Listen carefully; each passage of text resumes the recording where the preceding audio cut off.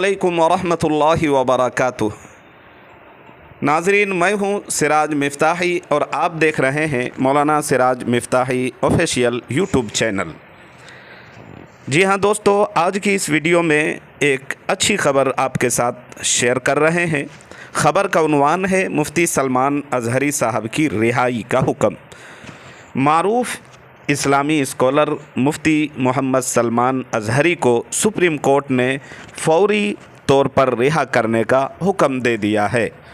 जी हाँ दोस्तों, ये बड़ी खुश आइंद बात है। अल्हम्दुलिल्लाह, अल्लाह का शुक्र है। उम्मत मुस्लिमा के लिए और उनके चाहने वालों के लिए ये बहुत बड़ी ख़बर है। उनकी रिहाई का शिद्दत से मुतालबा भी किया जा रहा था, प्रोटेस्ट भी किए गए, रह रह के आवाज़ें भी उठाई गई।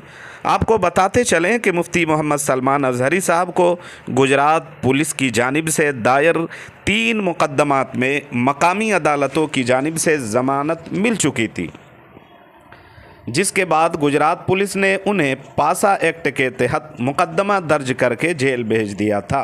वो तकरीबन 10 महीनों से जेल में कैद हैं। सुप्रीम कोर्ट ने मुफ्ती साहब को वडोदरा जेल से रिहा करने का हुक्म दे दिया है।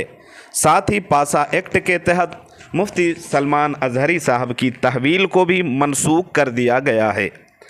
मुफ्ती सलमान अज़हरी साहब को गुजरात पुलिस की खुसूसी टीम ने इसी साल फरवरी के महीने में 4 तारीख को इश्तिआल अंगेज़ तकरीर करने के इल्ज़ाम में गिरफ़्तार किया था।